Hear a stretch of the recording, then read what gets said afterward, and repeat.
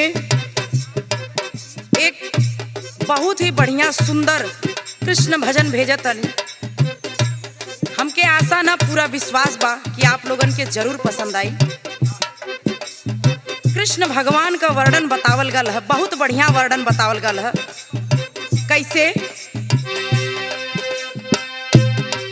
कान्हा साचा हूँ मैं बड़ा चित चोर बड़ा हो।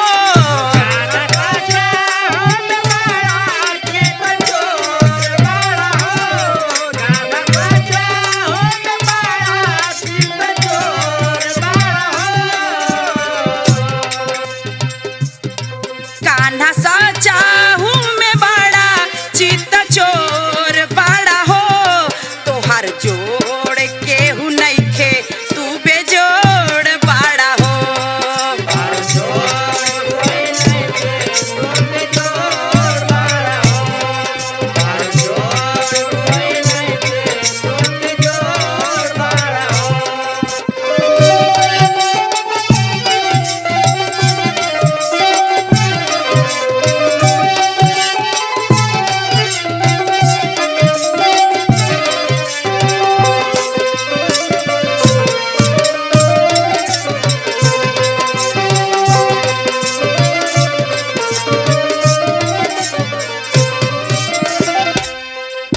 जब कृष्ण भगवान का गोकुल नगरी में जन्म होत बा त जितना भी गोकुलवासी हुआ बड़ा ही खुश होत बाड़ा।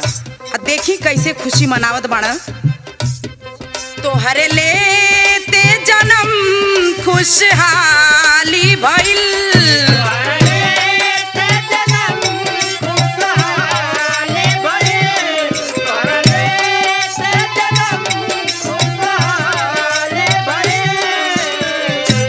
सारा गोकुल नगर में दिवाली भइल।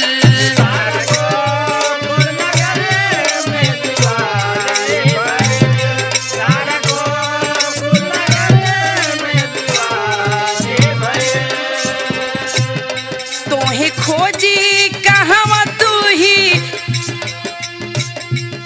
तोहे खोजी कहवा तू ही चारों ओर बड़ा हो।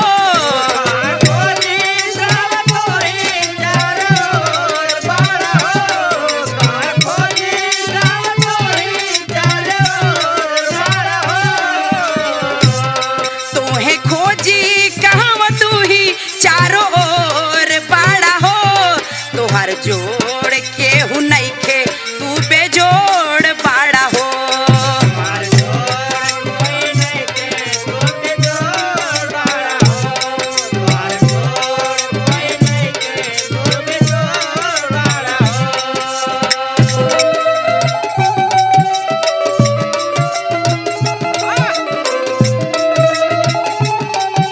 जय हो जय हो।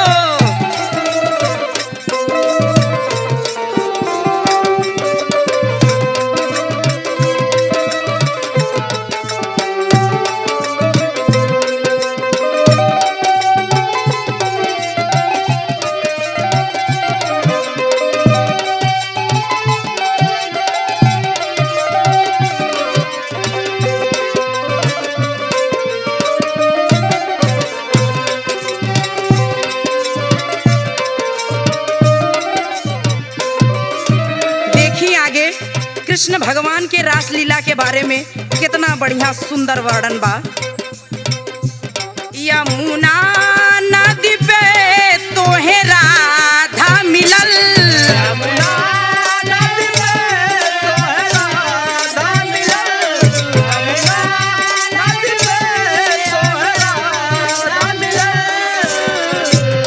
देखते देखते तोहर नैन लड़ल।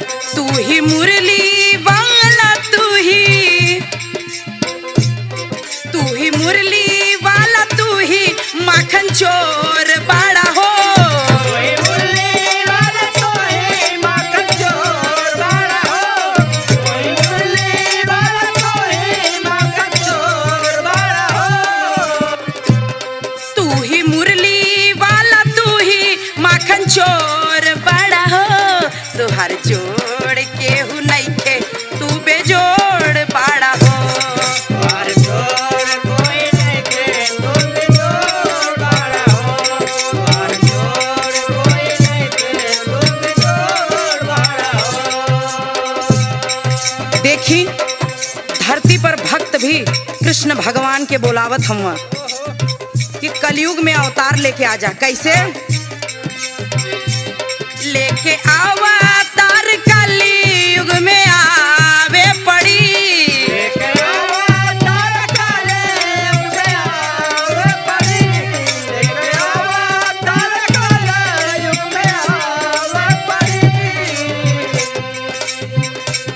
राहुल संदीप के दुख बा मिटावे पड़ी।